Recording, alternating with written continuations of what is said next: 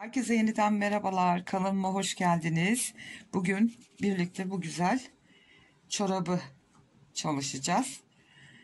Şöyle göstereyim size. Önden görünüşü bu şekilde.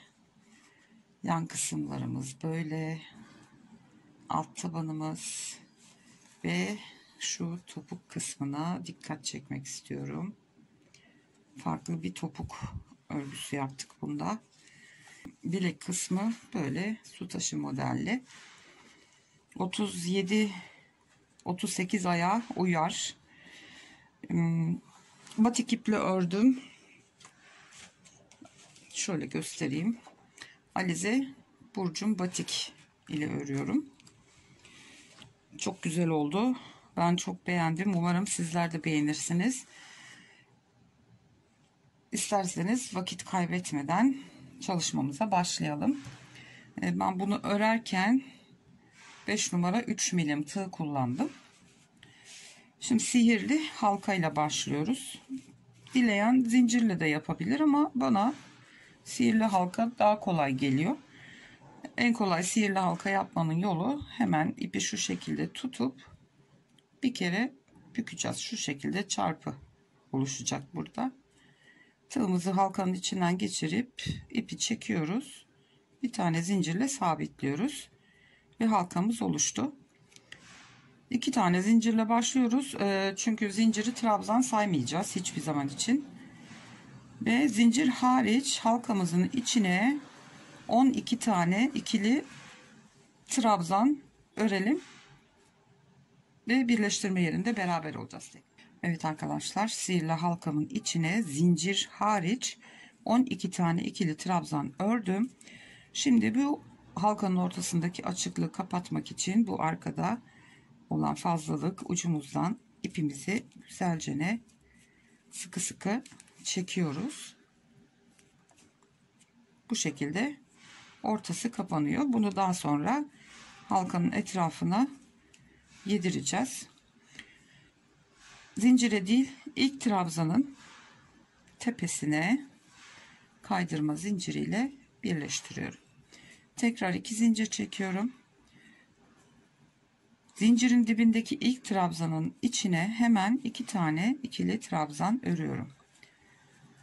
Bütün trabzan tepelerine ikişer tane dolduracağız. Toplamda sıra sonunda 24 tane ikili trabzanımız olacak.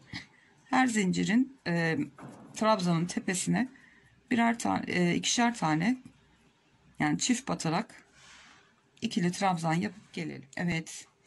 İkinci sıranın sonunda toplamda 24 adet ikili trabzanım oldu. Şimdi yine zincir değil, yanındaki ilk trabzanın tepesine kaydırma zinciriyle birleştiriyoruz. 2 zincir çekiyoruz tekrar. Zincirin dibindeki ilk trabzana bir tane tek örüyorum. Bir yanındakine çift örüyorum. Bir yanındakine yine tek örüyorum. Bir sonrakine çift örüyorum. Bu sıramızda da bir tek bir çift, bir tek bir çift örerek sıra sonuna kadar toplamda 36 tane ikili trabzan olması gerekiyor. Şimdi 36 trabzanımızı bir tek bir çift olarak örelim ve sıra sonunda tekrar birlikteyiz. Evet, üçüncü sıramızda bitirdik. Toplamda 36 tane ikili trabzanımız var. Tek trabzanla başlamıştık. Sonunu çift trabzanla bitiriyoruz. Eğer tek denk geliyorsa bir yerde bir hata yapmışsınızdır. Kontrol edip düzeltebilirsiniz. Tekle başlanıyorsa her zaman için çiftle biter. Şimdi 36 tane trabzanımız var. Sıra başına birleştirdim. 2 zincir çektim ve bundan sonra artık her trabzana bir batacağız. Arttırma, eksiltme yok. Bu şekilde arttırma, eksiltme yapmadan 14 sıra öreceğiz. Bu sıradan itibaren bu dahil 14 sıra. Şöyle göstereyim. Burundan saymaya başlarsanız Bitişe kadar 17 sıra. 1, 2, 3, 4, 5, 6, 7, 8, 9, 10, 11, 12, 13, 14, 15, 16 ve 17. Burundaki arttırma yaptığımız ilk 3 sırayı saymazsanız toplamda 14 sıra sayalım. Arttırma yapmadığımız sıra burası. 1, 2, 3, 4, 5, 6, 7, 8, 9, 10, 11, 12, 13 ve 14. 14 sıra arttırma yapmadan bu şekilde her trabzana bir tane batarak 14 sıra örelim. Evet arkadaşlar, toplamda 17 sıramı ördüm. Burun kısmındaki ilk sıradan itibaren buraya kadar tam 17 sıra örmüş olduk. İlk sık iğneye birleştirdim. Şimdi şöyle ikiye katlayacağız bunu. Şimdi buraya sık iğne örmeye başlayacağız. Topuğa kadar olan kısmı. Ondan sonra keserek gideceğiz. Ondan sonra tekrar artış yapıp ekleyeceğiz.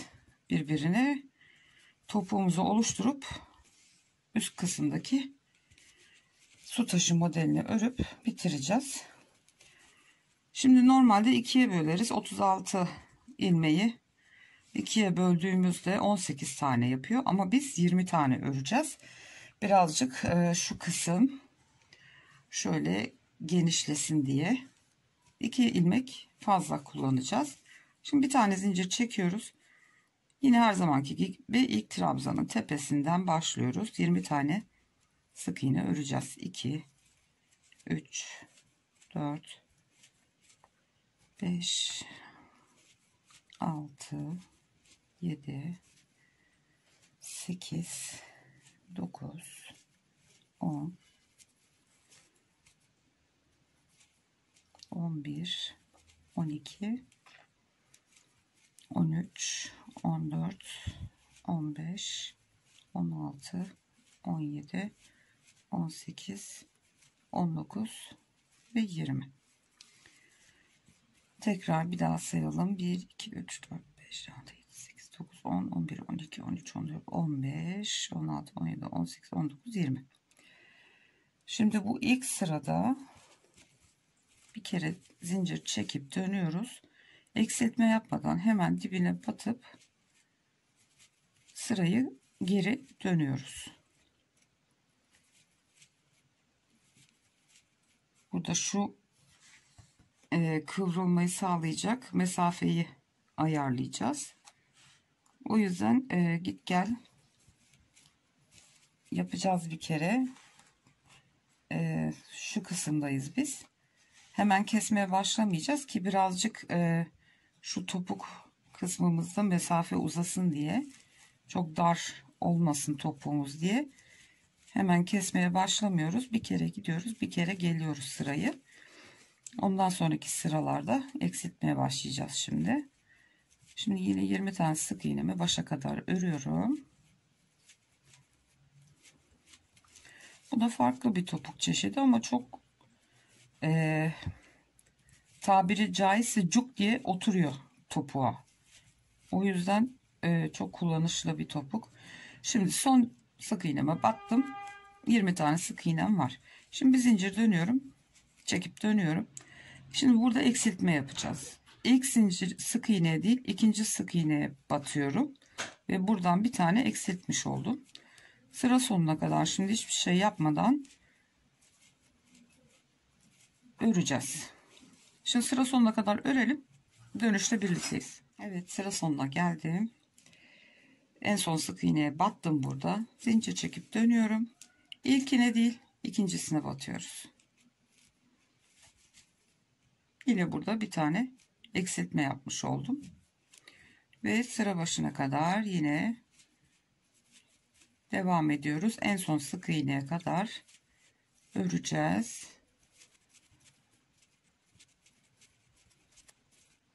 Evet, son sık iğneme de battım. Bir tane zincir çekip dönüyorum. Yine dibine değil, bir sonrakine, ikinciye batıyorum. Bu şekilde yine eksiltme yapmış oldum. Her sıra başında Zincir çektiğimiz sık iğneye değil, bir yanındakine batarak baştan ve sondan hep eksiltme yapmış olacağız. Bu şekilde eksilte eksilte eksilte 10 tane sık iğneye kadar düşüreceğiz bu 20 tane sık iğneyi. Evet, sonuncusuna battım. Zincir çekiyorum. İlkine değil, ikincisine batıyorum. Gördüğünüz gibi eksilmelerimiz başladı. Böyle böyle 10 sık iğne kalıncaya kadar bunu eksilteceğiz.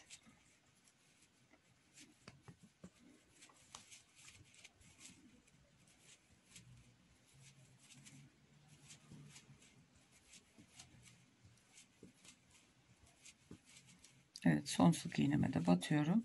Zincir çekip dönüyorum. İlkine değil, ikincisine batıyorum. Ve yine burada bir tane sık iğne eksiltmiş oldum.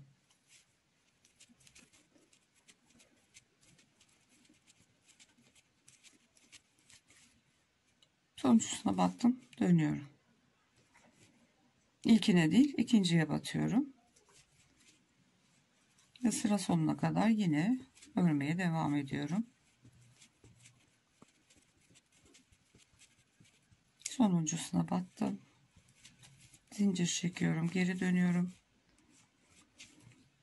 Birinciye değil, ikinciye batıyorum. Devam ediyoruz. Sıra sonuna kadar.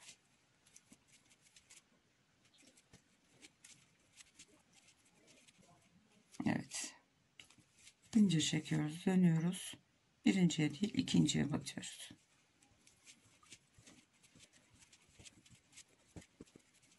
Bir 12 sık iğnem kalmış. Çekip zincirimi döndüm. Bir değil, ikinciye battım. Bu sırada 11 sık iğneye düşüyor.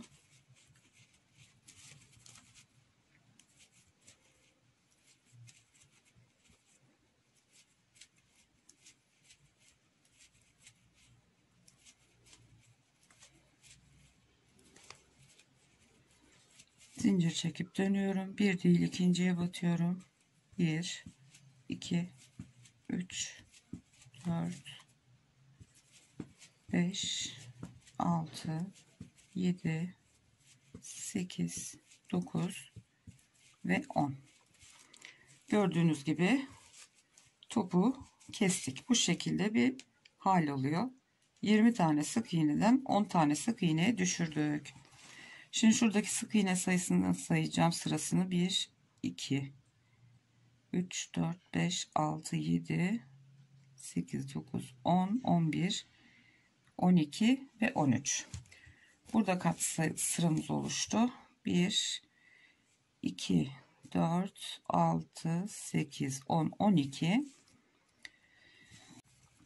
Şimdi bir sıra dönüyoruz.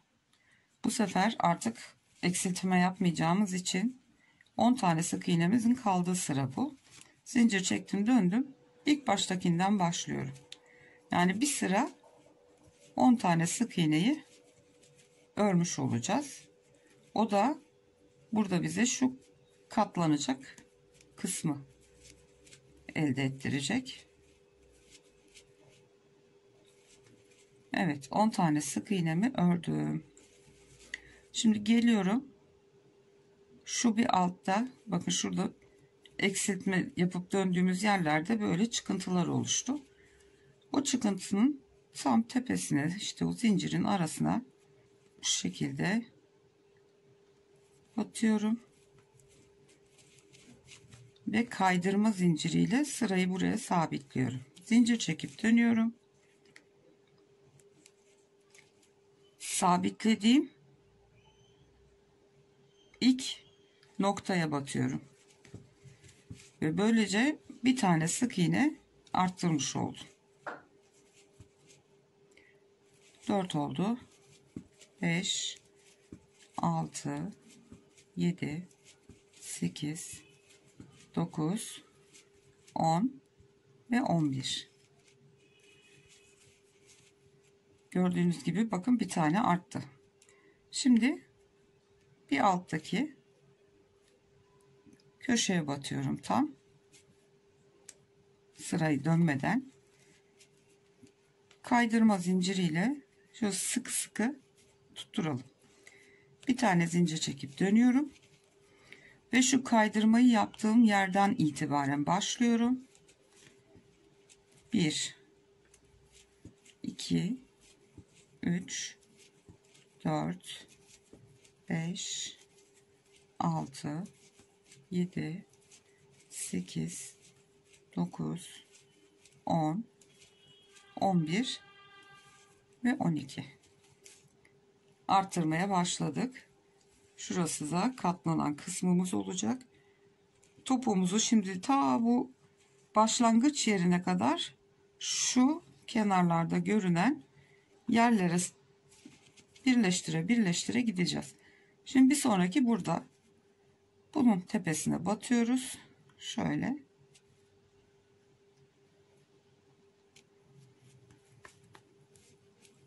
İpimi çekiyorum ve kaydırma zinciri yapıyoruz. İşte buraya böyle sıkıcana. Bir tane zincir çekiyoruz. Ve kaydırma zinciri yaparak birleştirdiğimiz noktaya batıyoruz. Şuraya. Şimdi bu sırada 13 tane sık iğnemiz olacak. 2 3 4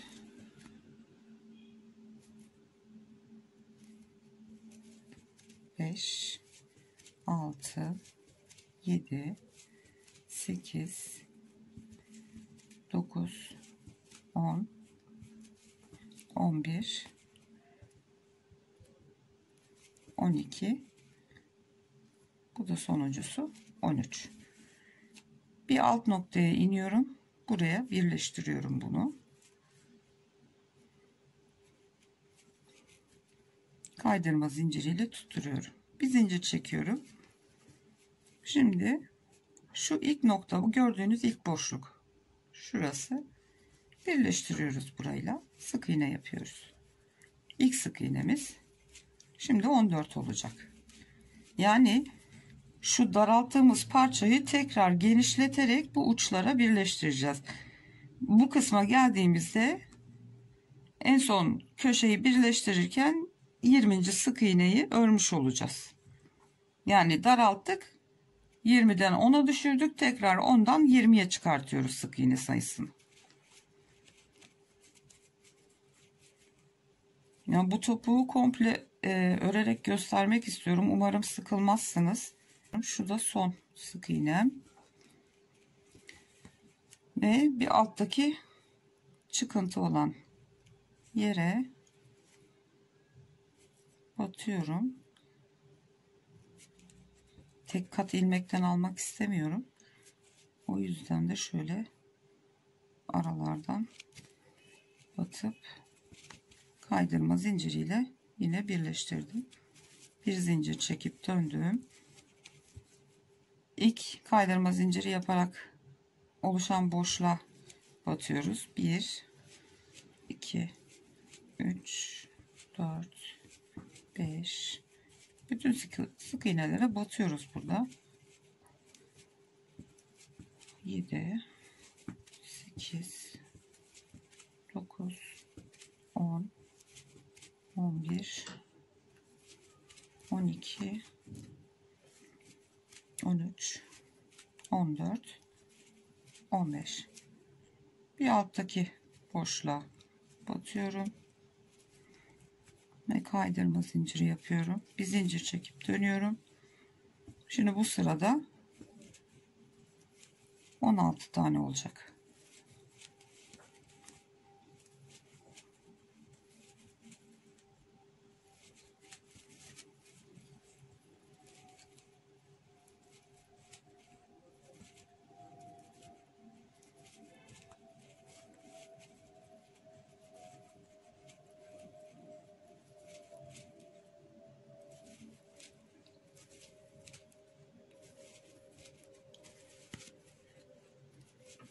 On 14 15 ve 16. Buraya birleştiriyoruz yine şu tepeciklere. En sonuncusunu şuraya köşeye birleştireceğiz. Ya mantık anlaşılmıştır herhalde. Birleştirdim. Şu yandaki birleştirdiğimizde şu yandaki şu çizgi oluşuyor. Kestik topuğa kadar azaltarak. Şimdi tekrar o azalttığımız parçayı topuk kısmımızın arkasında olan bölümü örmüş oluyoruz şöyle. Daraltmış olduğumuz parçayı şimdi genişletiyoruz tekrar. Ve trabzandan sık iğneye geçtiğimiz sıraya en sonuncusunu birleştireceğiz.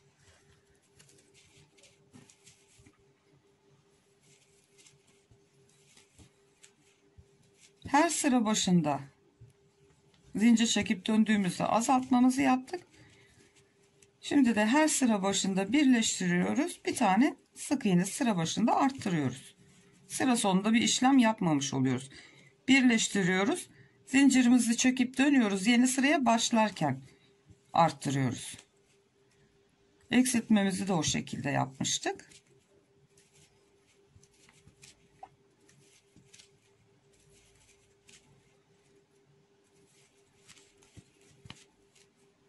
Evet, son 2 tane burada. Sonuncusuna da battım. Şimdi bir alttaki çıkıntıya burayı birleştiriyorum. Kaydırma zinciriyle bir zincir çekip yeni sıraya başlayacağım. Gördüğünüz gibi şuradaki yandan yukarıya doğru çıkan izimiz de oluştu. Şekli şöyle oldu şu anda. 3-4 sıra sonra tam şu köşelerden birleştirmiş olacağız. İlk sık iğneden değil, kaydırma zinciriyle birleştirdiğimiz yerden ilk sık iğnemizi yapıyoruz. Böylece artırma yapmış olduk işte.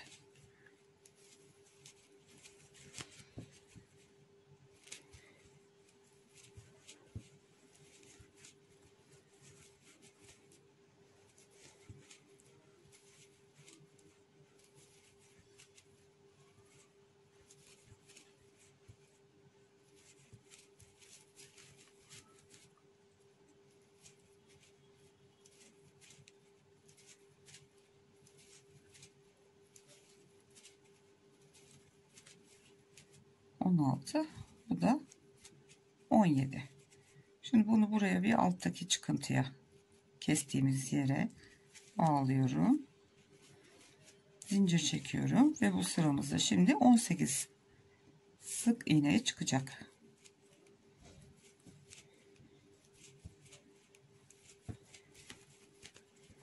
Şöyle dışa döndürüp örmek daha rahat.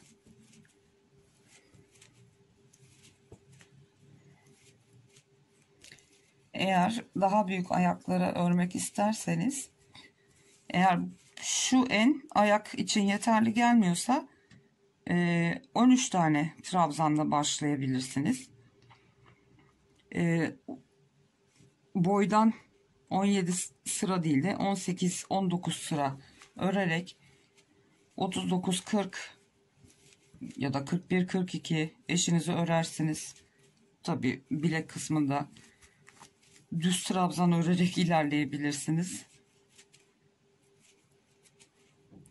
O şekilde sıra sayısından ayarlayabilirsiniz büyüklüğünü.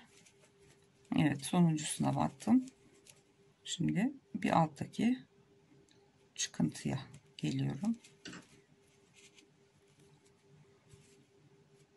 Batıyorum. Zincirimi çekip döndüm. Ve kaydırma zinciriyle tutturduğumuz yere batarak ilk sık iğnemi yaptım. Devam ediyorum.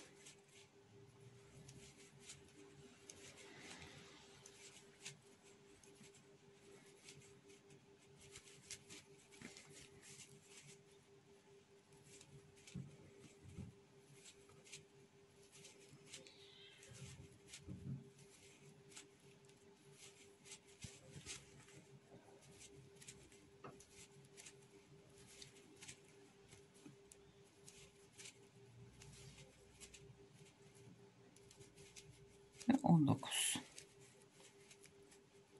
Bir altta eksiltme yaptığımız çıkıntı var. Oraya batıyorum. dönüyorum. Hemen dibinden başlayarak devam ediyoruz. Bu sırada da 20 sık iğnemiz tamamlanıyor ama başlarken 2 sıra örmüştük ya sık iğneyi, 20 tane sık iğneyi. O yüzden de burada da aynı şekilde fazladan öreceğiz. Sıra sayımız eksik kalmasın diye.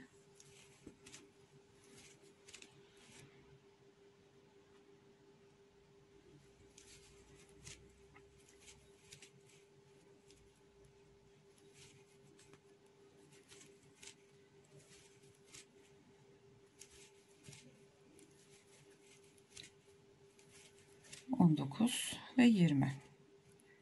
Şimdi bu sırada 20 sık iğnemiz oluştu. Şu en sonuna batayım.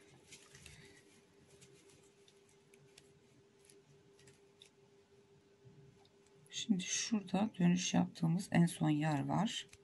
Oraya batıyoruz. Şimdi burada dibine değil şu ilk sık iğneye batacağız. Eğer buraya batarsanız sık iğne sayısı artar. 20 sık iğnemiz bitti. Şimdi son fazladan olan sırayı öreceğiz. O yüzden de o kaydırma zinciriyle birleştirdiğimiz yere değil, en son sık iğneden batarak başlıyoruz ki 20 sık iğnemizi koruyabilelim. Bu sırayı da başa kadar geliyorum.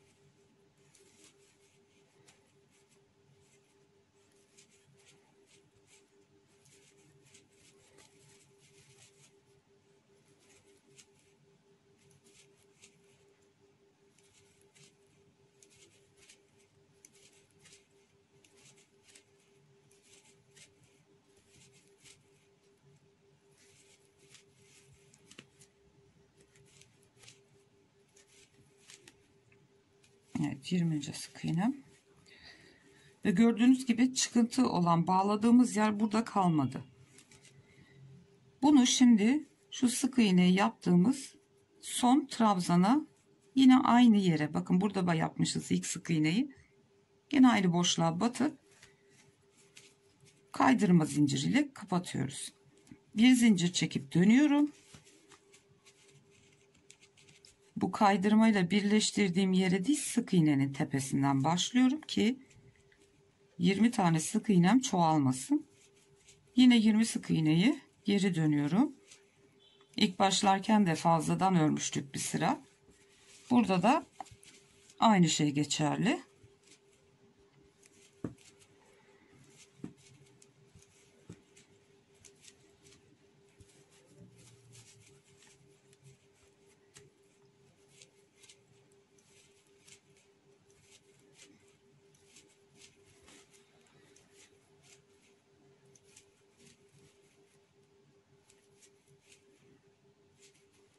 Evet, son sık iğneme de batıyorum. Tekrar kontrol edeyim sık iğnelerimi. 2, 4, 6, 8, 10, 12, 14, 16, 18 ve 20. Bunu da şuraya, başlangıç noktasına sabitleyeceğim. İlk sık iğneyi yaptığımız yere, şuraya. Şu sık iğnelerimiz gördüğünüz gibi şuradan başlıyor. Aynı noktaya battım ve kaydırma zincirimi yaptım. Evet, topuğumuzu bitirdik. Şöyle bir görüntü oluştu şimdi. Şöyle ikiye katlarsak gördüğünüz gibi çok cici bir topuk oldu. Topuk çok güzel yerleşiyor bu şekilde, bir topuk olduğu zaman tamamen topuğu sarıyor. Şimdi şu kısımdayız, başlangıç yerinde. Şimdi buradan itibaren modelimizi kuracağız. Onu da toplamda 1 2 3 4 5 6 7 modelimiz, 7 sıra, 7, evet 7 sıra öreceğiz ve bitecek. 2 tane zincir çektim. Ve hemen ilk kaydırmayla birleştirdiğimiz yere değil de şu ilk sık iğnenin içinden başlayacağız. Şu sık iğneden başlıyoruz. Şimdi zinciri burada trabzan olarak sayabilirsiniz. Araya 2 zincir çekiyorum. Aynı boşluğun içine tekrar 2 tane trabzan yapıyorum. Hiç zincir çekmeden 1 2 3 tane atlayıp dördüncüye yine 2 tane aynı sık iğnenin içine ikili trabzan yaptım. 2 zincir çekiyorum. Aynı sık iğne tekrar 2 tane ikili trabzan örüyorum. Şu şekilde. Zinciri trabzan olarak sayabiliriz burada. 2 zincir çektim. Aynı sık iğnenin içine tekrar 3 tane sık iğne atlıyoruz. Dördüncüye tekrar aynı işlemi uyguluyoruz. Zincir çekmeden 1 2 3 dördüncüye batıyorum. Ve tekrar aynı modeli uyguluyoruz. 2 zincir çekiyorum. Aynı sık iğnenin içine tekrar 2 tane daha. Zincir çekmeden 1 2 3 atlıyorum. Dördüncüsüne batıyorum. 2 zincir çekiyorum. Tekrar aynı boşluğa 2 tane daha. Tekrarlıyoruz. 1 2 3 atlıyorum. Dördüncüye batıyorum. 2 tane trabzan yaptım. 2 zincir, tekrar 2 trabzan.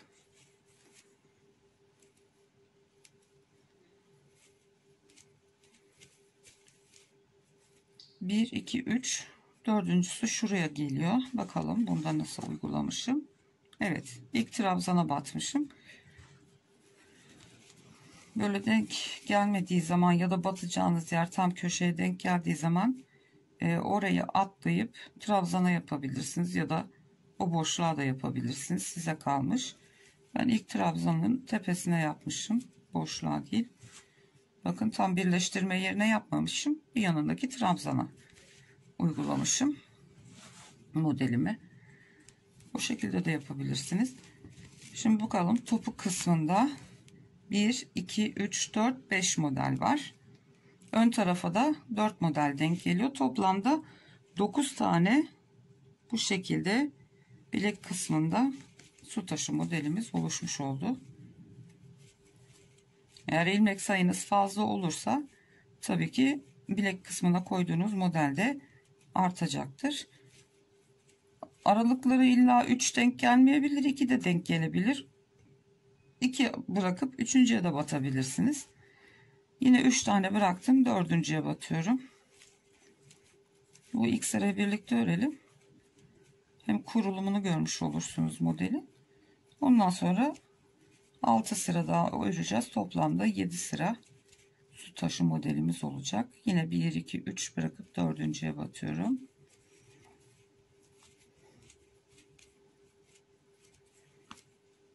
İki tane ördüm. Tekrar 2 zincir çekip aynı boşluğa 2 tane daha yaptım.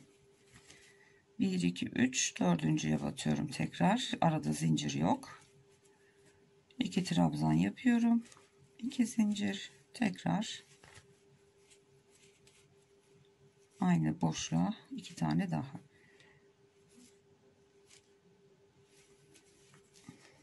Evet, gördüğünüz gibi son 1 2 3 tane trabzan kaldı. Onu da hemen şu ilk yaptığımız modelimizin tepesine birleştiriyoruz zincir çekmeden.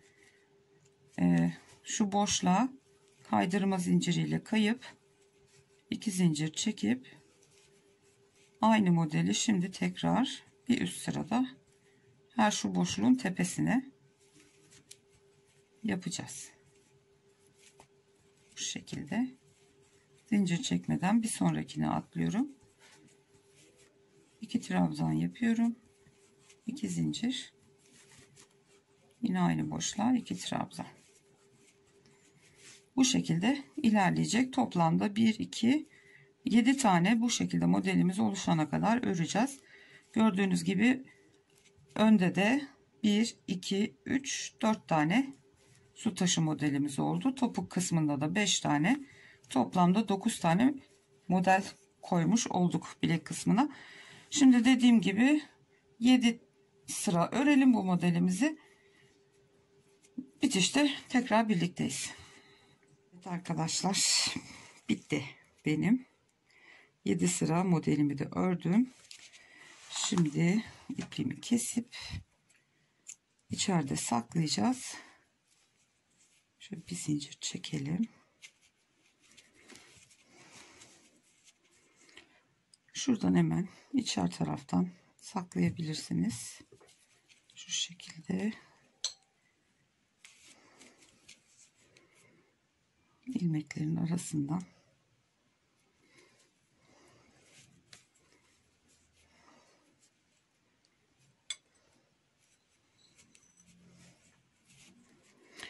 evet kesebiliriz.